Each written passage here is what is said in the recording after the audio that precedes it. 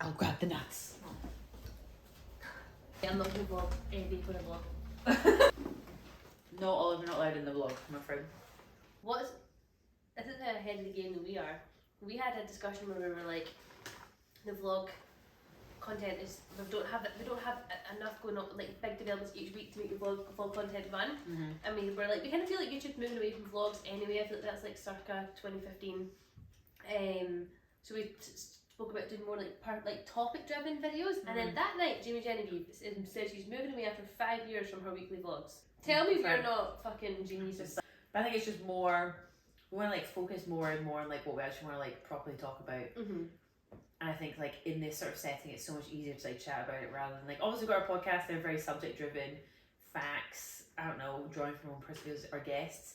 I think it's just trying to like mix it up. And also you get more Olive content because we know that's why most people watch. I don't give a fuck about us. Like, it's just hire it all the time, which is worth it. It's fine, I get it. And then hopefully when we do chat about the business, we'll have like bigger developments. Yeah, like it'll be like this big like announcement sort of thing. That's the general consensus. But what we are here to talk about, because we are jumping on from this week. This is our week vlog, and I don't think we can ignore realistically what is happening in like worldwide news. Roe Vs Wade. It just like feels extremely, I don't know, name it in one word. What would your word be? Probably scary. Scary. Right, it's like disturbing. It feels like, I don't know, everyone that will be watching this will have seen like all across social media, the memes, the like, the tweets, the kind of like all that sort of stuff, like the quotes, and like how like the comparison to like those utopias like Handmaid's Tale, all those sort of things. I suppose what you can't ignore and like you have to be aware of is the fact that this, obviously America, as you said before, like kind of is like sets the precedence for a lot of like other big countries and things, but obviously these sort of laws aren't abnormal in like laws. If you think about Northern Ireland, they only like agreed to last year. I think so. Yeah.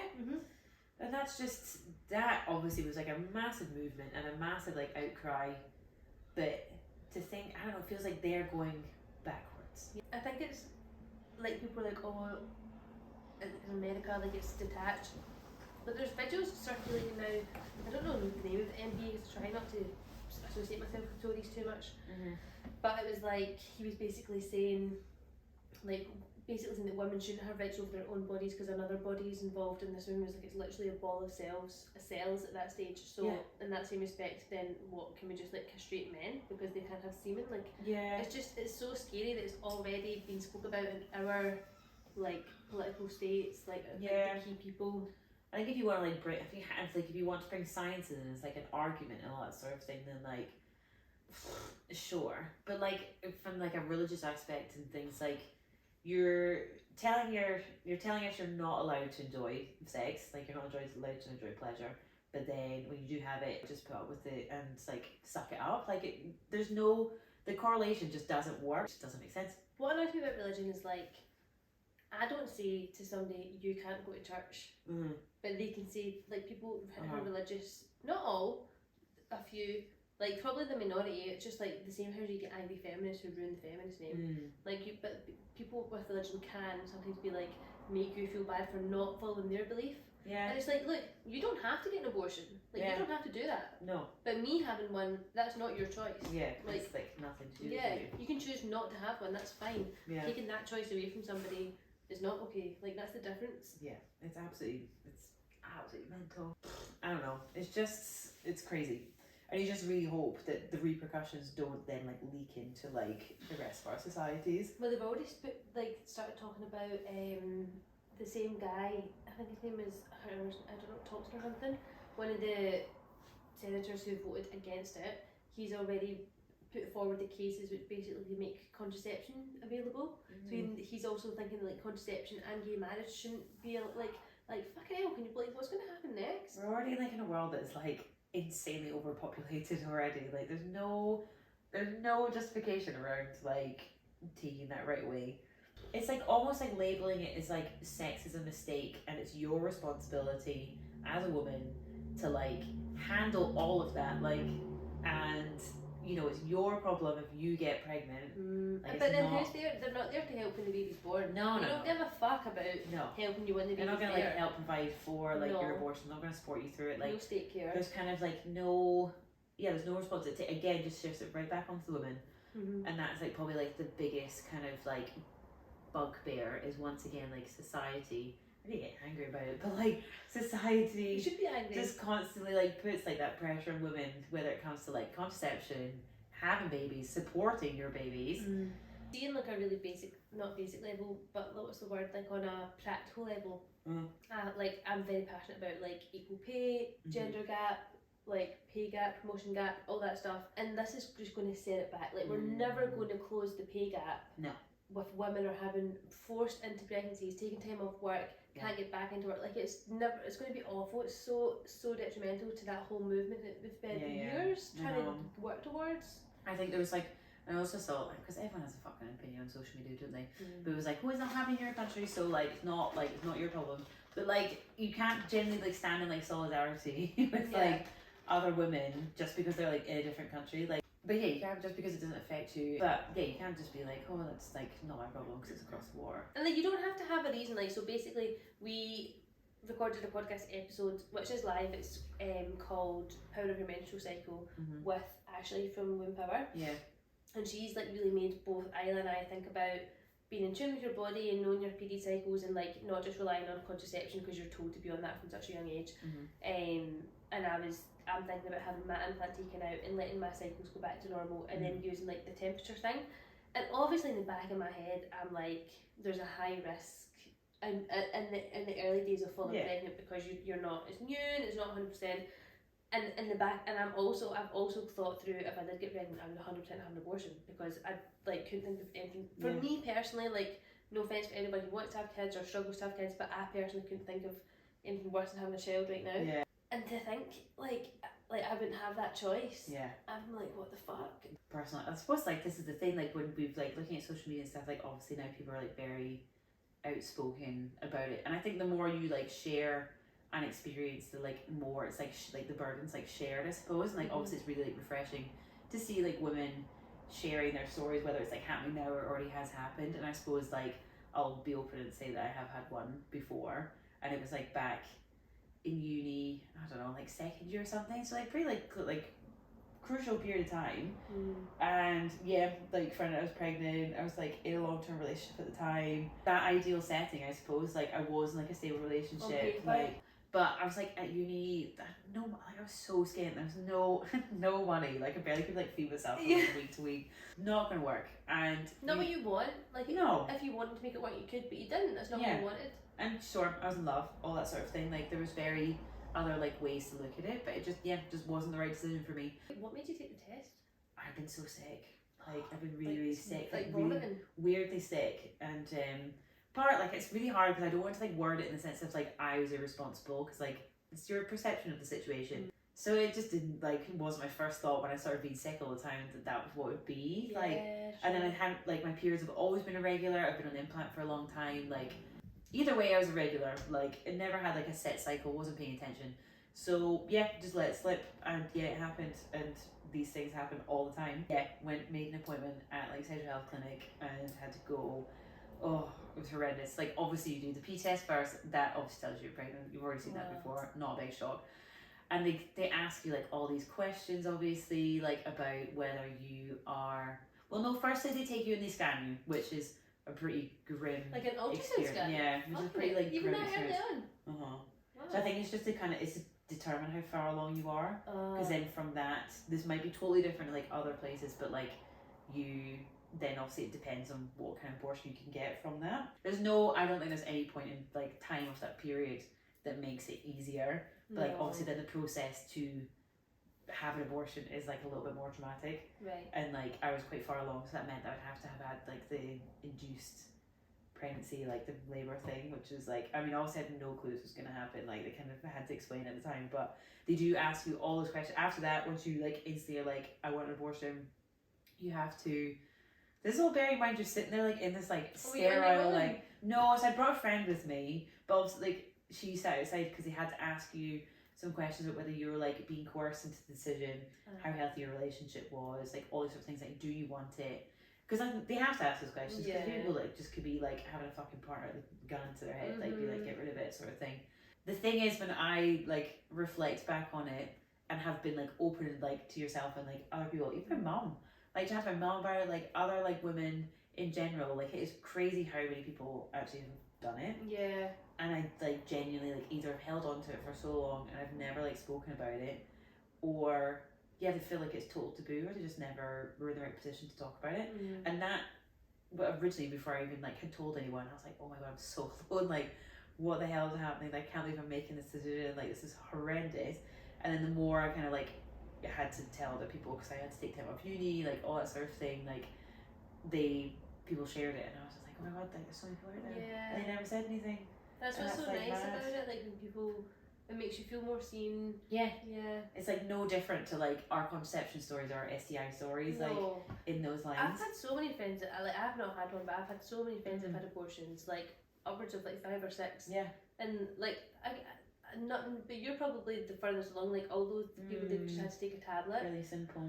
Because you had to go to an actual hospital appointment. Yeah. So I basically had to go to. So basically you get a pill the day before, which like ends it, like cuts it all off, and then the next day you then get like more, you get admitted and you get more pills, which basically like start like cramping and all that sort of thing, and you have to like just pass it naturally, which is a pretty great experience. Like when you fight back on it, it's pretty like, my mom was there and you're in this like little room, and it's so, this was like my one bugbear, was the fact that like you go to like the like labour gynecologists, they're all linked together. So babies. So half the ward is women having like babies or like have just had babies. And then half the ward is like people having abortions, like hysterectomies. So like, dumb. I mean, like that wasn't really a forefront of my mind at that point, but like, but yeah, the whole like it was pretty great. Like it was very painful. It was very much like it was an all day thing. It was very exhausting. Like thankfully, like managed to pass it like pretty safely and all that sort of thing. But I was pretty like spaced out by that point. But and then they kind of like tell you afterwards, like so obviously because you're having to pass it like that, because you are like basically in labour.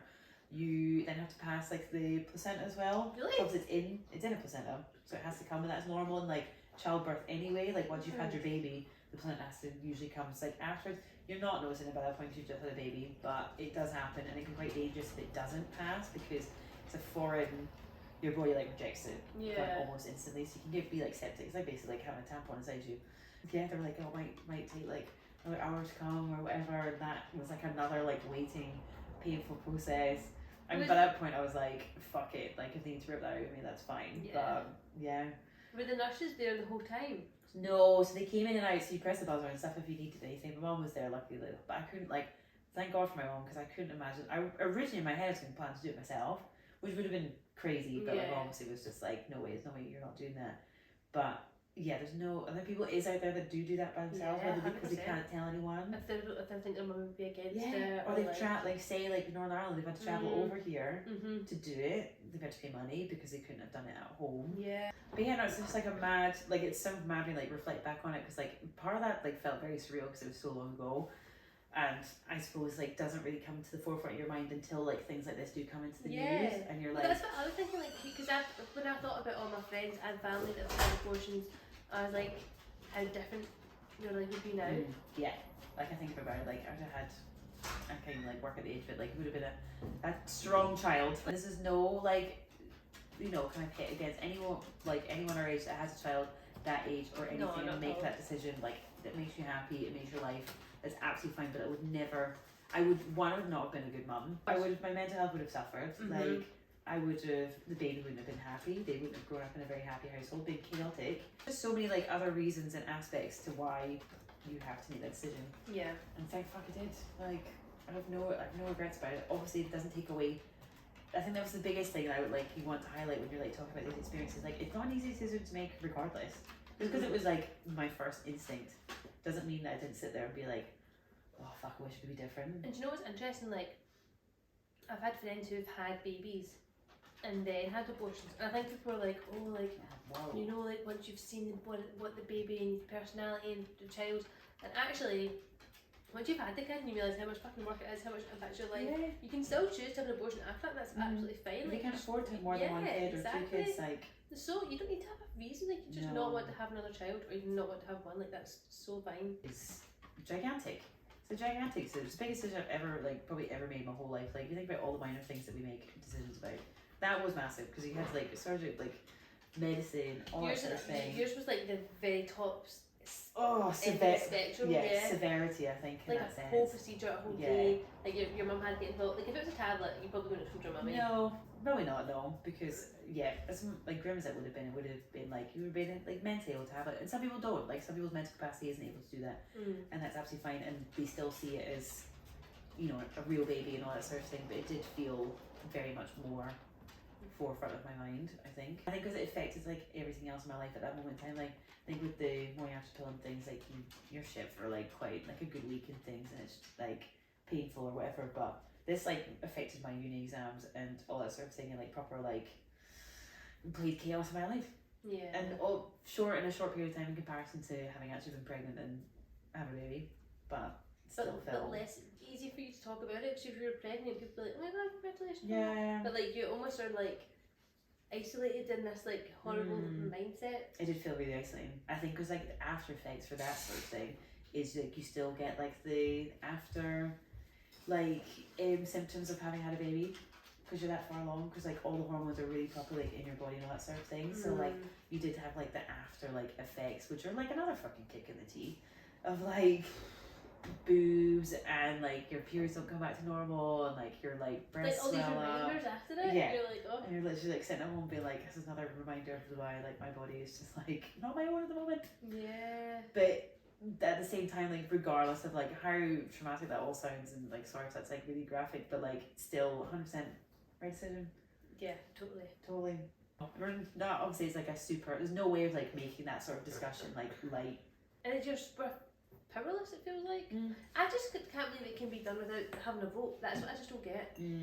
It's America, I think it's American politics. American politics. You wonder if like if anything was ever be brought to. Shit happens here though without one. Yeah, this is true. If you look at all the kind of like mad laws that are already in place for so many things, when it comes to like your rights for your body, mental health, all sorts of things, it's mad.